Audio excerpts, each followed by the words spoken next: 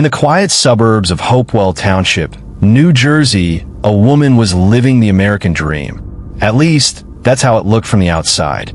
Her name was Michelle Nyce. She was a young mother of 3, with warm eyes, a radiant smile, and a husband who was both wealthy and respected. They lived in a large home on a wooded street, the kind of place where life feels settled, safe, predictable. But early one January morning in 2004, a chilling discovery would shatter that illusion forever. Michelle's SUV was found partially submerged in a shallow creek just minutes from her home. The engine was still warm. Her lifeless body sat in the driver's seat, as if the road had simply swallowed her whole. At first, it looked like a tragic accident, until police noticed something strange. There were no skid marks on the road, no signs she ever tried to brake, no damage to the vehicle that could explain how she died. Instead, there were footprints, leading away from the car, and back toward her house. The man she had built a life with, Jonathan Nyce, a former pharmaceutical executive with a towering intellect and a public image beyond reproach, told authorities he was asleep at home. But investigators weren't convinced. And when they pulled back the layers of their marriage, they uncovered a story far more complex and far more calculated than anyone had imagined. She had secrets. So did he. And in the final hours of Michelle Nyce's life, those secrets collided inside their garage.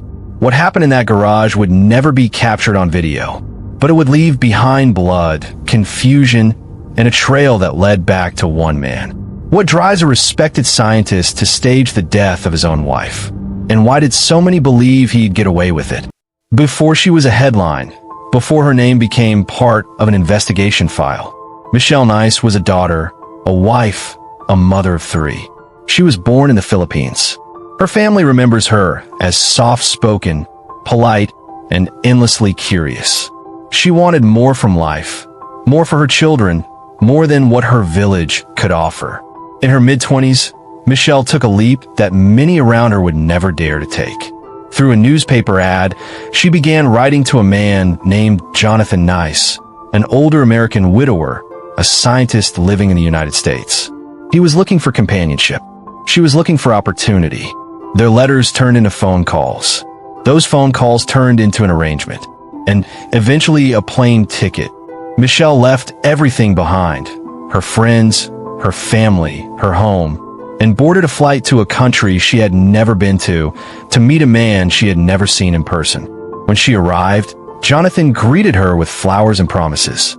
He showed her his house, his world, his life, and then he asked her to marry him. In the early years, things looked promising. They lived in a large 2-story home nestled in a wooded corner of Hopewell Township, New Jersey. Jonathan had made his money in pharmaceutical research, and the couple appeared to have everything: stability, success, even love. Together, they had 3 children. Michelle devoted herself to motherhood. But to those closest to her, something had changed. She grew quieter, distant.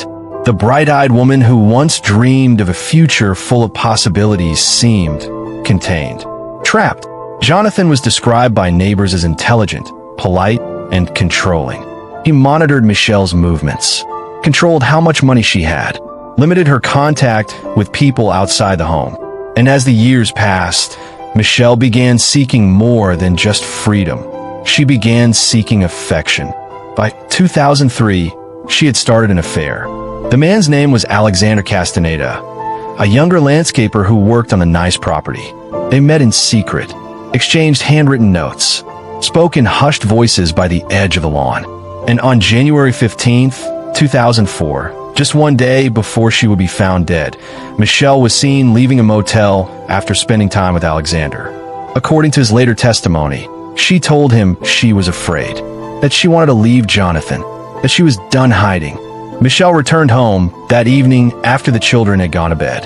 The house was quiet, but the man she had just told she wanted to leave was waiting for her. No one knows exactly what was said. No one else was in the garage when the confrontation happened. But the next morning, Michelle's body would be discovered in a frozen creek. And just like that, the American dream she had chased ended in silence. The morning of January 16th, 2004, was bitterly cold in Hopewell Township. A layer of frost covered the trees. The ground was hard beneath the snow, and a maroon SUV sat motionless at the bottom of Jacobs Creek Road, half submerged in icy water. At first glance, it looked like a tragic car accident. The vehicle had come to rest nose down in the shallow creek bed, headlights dim, steam still curling off the engine block. But when officers approached the driver's side, what they saw changed everything.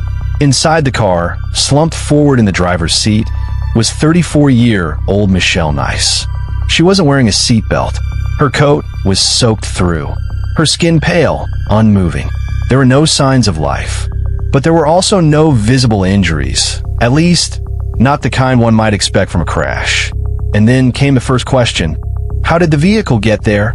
The incline leading down into the creek was steep, but not impossible. The problem was there were no skid marks, no shattered glass, no torn up snow, no sign that Michelle had ever hit the brakes. Instead, investigators noticed a strange set of footprints. They led away from the passenger side of the vehicle, tracks in the snow, turning back toward the direction of the Nyce residence. Police traced the footprints up the road. They led to a pair of tire impressions. It appeared someone had driven a second vehicle to the scene and then walked back. Back at the house, Jonathan Nyce answered the door. Calm, cooperative. He told police he had gone to bed early the night before, that Michelle must have left the house sometime in the night, that he didn't know where she had gone. But there was a disconnect, a subtle tension that investigators picked up on immediately. When asked if he had tried to call her after she left, Jonathan hesitated. He said no. He hadn't been worried. Not yet. Police examined Michelle's body more closely, and what they found didn't match the crash narrative. There were bruises to her forehead, scrapes on her back, injuries that didn't line up with the limited damage to the car. More importantly, forensic experts determined the bruises occurred before the crash, not during it, not after. They found no broken bones, no chest trauma, no seatbelt abrasions. In fact, there was little indication she had been driving the vehicle at all. Her hands were clean, no signs of gripping the wheel. Her clothing had soil and concrete dust on it, not mud, not snow. The kind of dust you find on the floor of a garage. Back at the Nyce home, investigators zeroed in on the garage. They found faint smears on the concrete, subtle drag marks, barely visible. One small speck of blood. There was no struggle upstairs, no broken furniture, no screaming neighbors. Everything pointed to one room, one confrontation, one location of death, the garage. What happened there may never be known with certainty, but what police began to piece together painted a picture of cold planning. Someone had waited for Michelle to come home. Someone had confronted her about the affair, and someone had used the silence of night to cover up what happened next. The SUV hadn't crashed. It had been driven into that creek, deliberately, slowly, a cover story hidden beneath the surface. By the afternoon of January 16th, the crime scene had drawn more than police. Local reporters began circling the creek bed. Neighbors stood by in heavy coats, whispering. Everyone wanted to know what happened to the young mother from down the road. But inside the Hopewell Police Department, the investigation was already underway, and it started with a single question. How did Michelle die? An autopsy would later confirm what investigators had begun to suspect. Michelle Nyce did not die from a car crash. She died from blunt force trauma to the head. She had been struck hard, multiple times. There were bruises, fresh and distinct, on her scalp, her forehead, and along the back of her neck. Her body had been staged to appear as if she had driven herself into the creek, but the evidence told another story. Detectives returned to the Nyce home with a search warrant.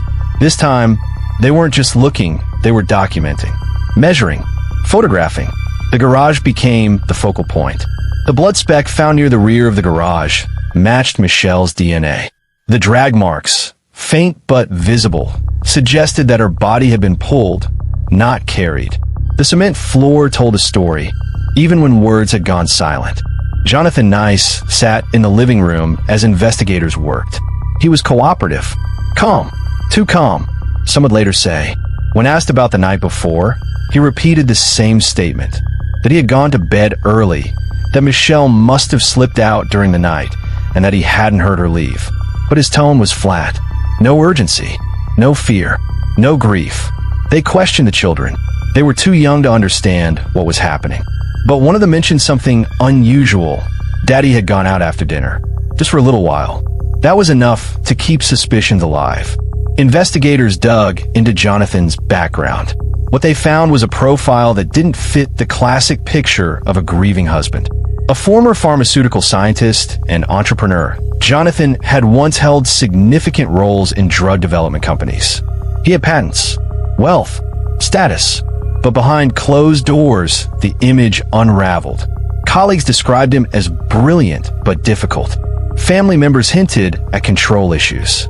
The more police looked, the more cracks they found in the perfect family portrait. And then came the shoes. Inside the house, police found a pair of Jonathan's sneakers, gray, worn, and suspicious.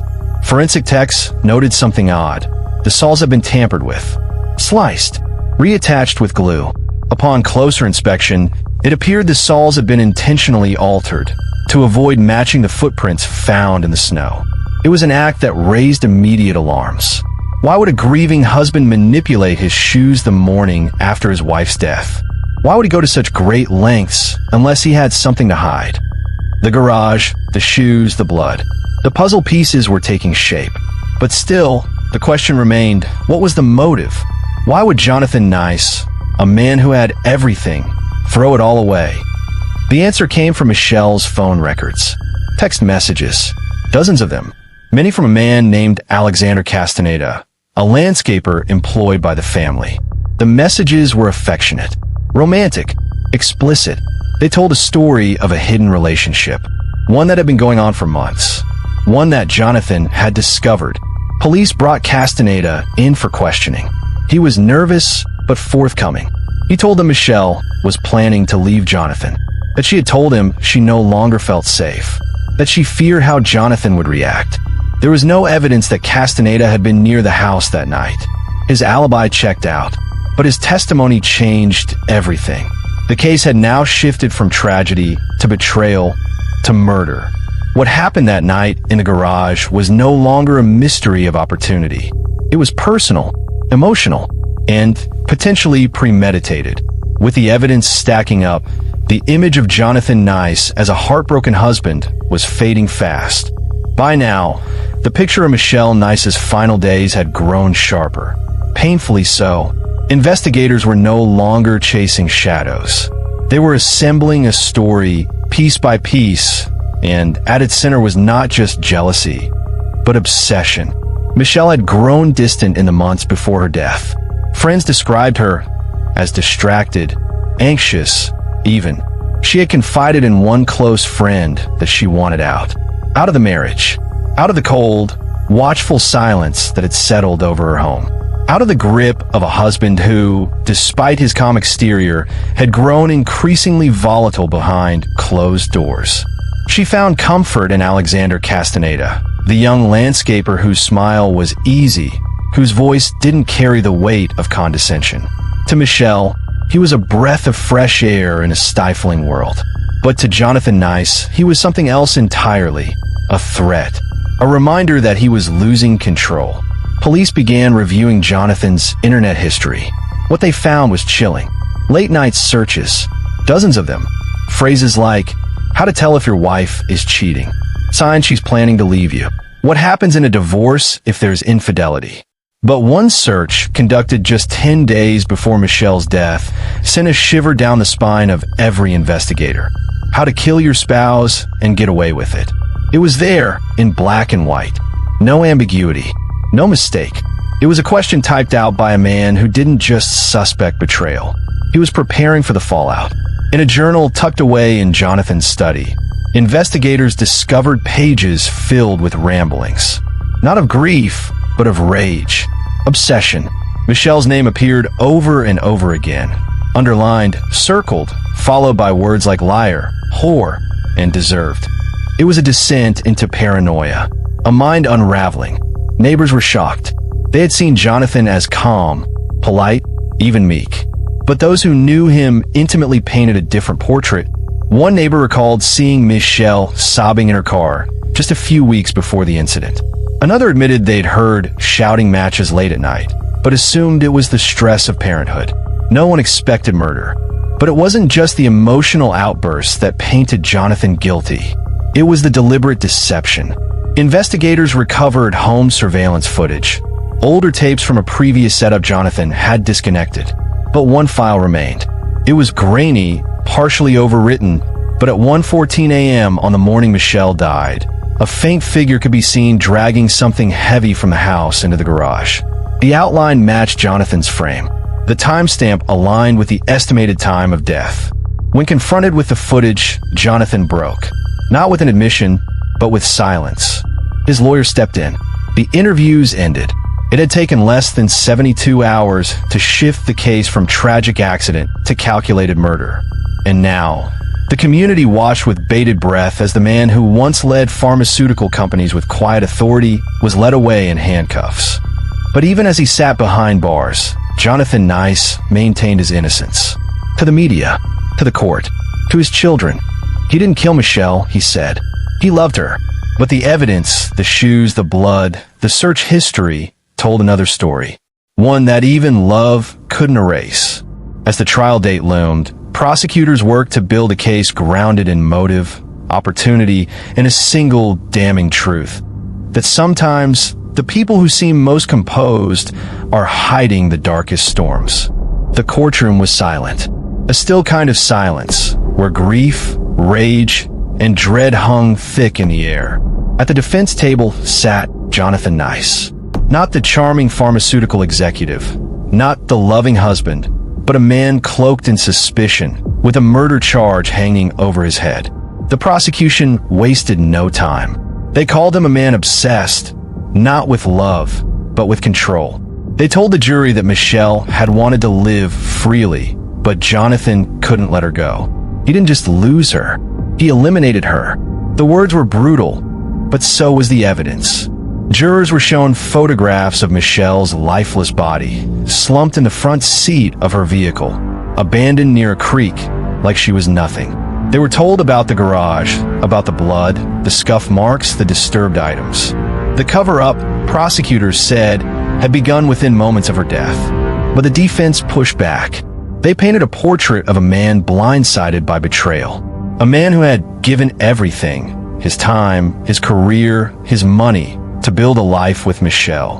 And in return, they said he got humiliation, abandonment, and heartbreak.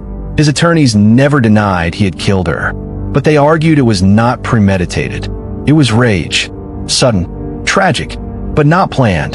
The courtroom listened to every word, but nothing struck deeper than the child's voice. Michelle's daughter, trembling, read a letter out loud. "Mommy was my best friend," she said. "Why did Daddy take her away?"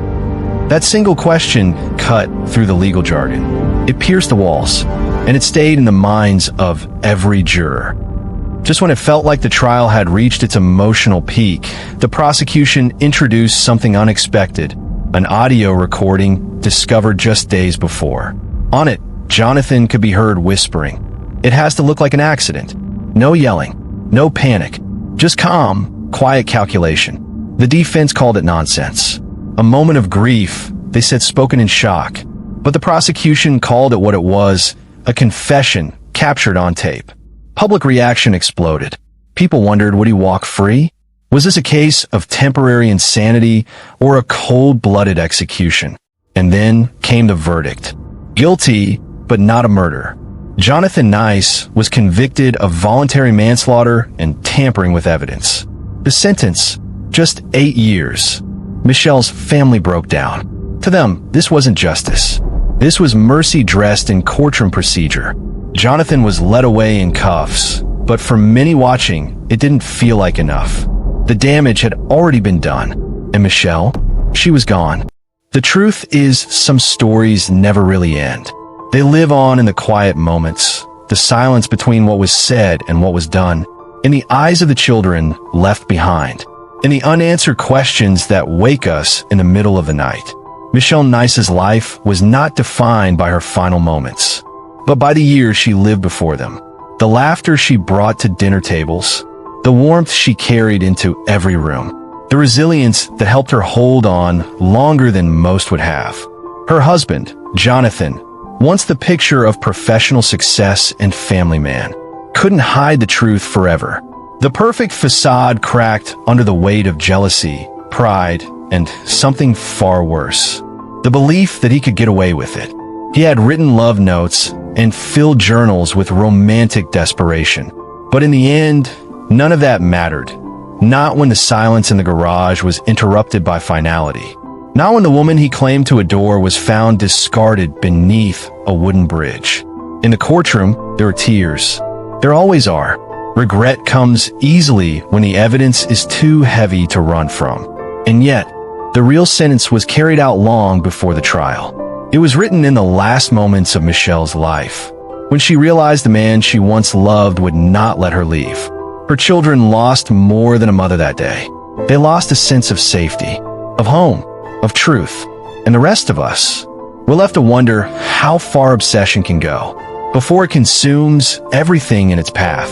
This was not a crime of passion. It was a decision, a plan, a man's ego standing taller than the value of another person's life. Michelle's story deserves to be remembered not as a tragedy, but as a warning that even in the places we feel safest, even among those who say they love us, darkness can live in plain sight, and sometimes it wears a wedding ring.